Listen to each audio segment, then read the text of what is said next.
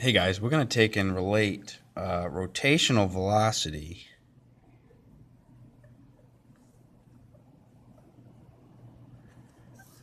um, and we're going to relate it to the period and the frequency. So I already told you guys that the rotational velocity is 2 pi r over period.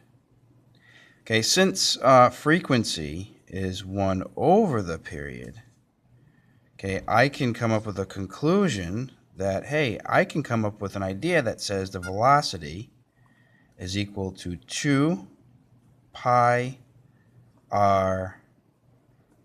Now, since this is equal to this, I can say f. So the velocity is also equivalent to the 2 pi r times the frequency of the rotational velocity. Okay, so we've got two formulas now for rotational velocity. We can now solve problems involving the frequency. Okay, so if we're looking at a couple of problems here, okay, we have, let's say we have an object in circular motion. So here's our object, circular motion. Okay, forgive my circle. I got the radius of motion, r, equals, we'll say 3 meters. Okay, and I have the frequency of motion. That means how many times it happens every second, to be 0.25 hertz. Okay, we want to know what its velocity is. Okay, so this is a simple plug and chug kind of equation, because now we can say if v equals 2 pi radius frequency, okay, v is 2 pi times 3 meters times the frequency of 0.25 hertz.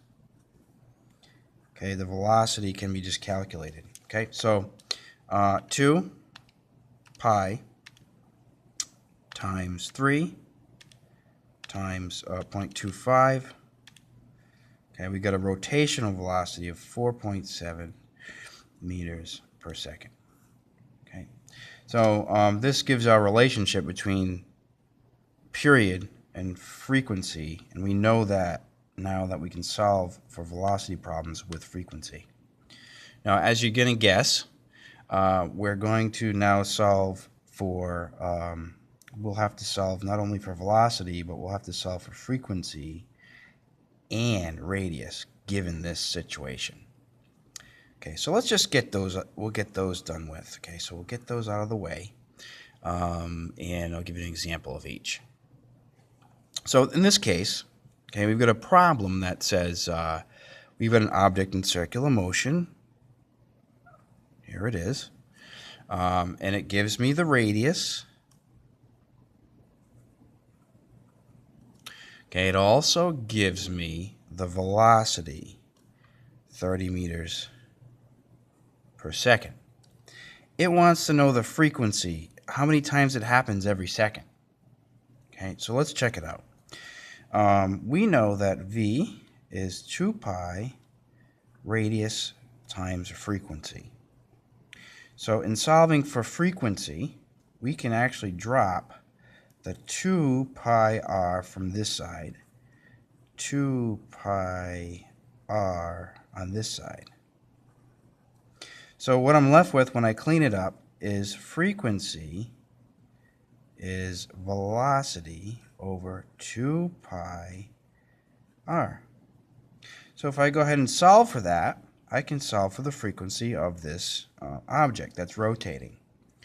Okay, so the object that's rotating is equivalent to 30 meters per second over 2 pi times the radius.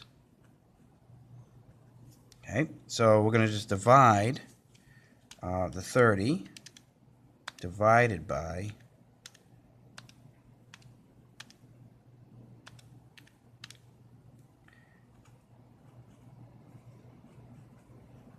so the frequency of this is about 2.38 hertz. This is like how many times that happens every second. So 2.4 hertz. Okay, and that'll be it for that. We're going to have to solve another problem for the radius. I ran out of space here, so we'll continue that onto the next video.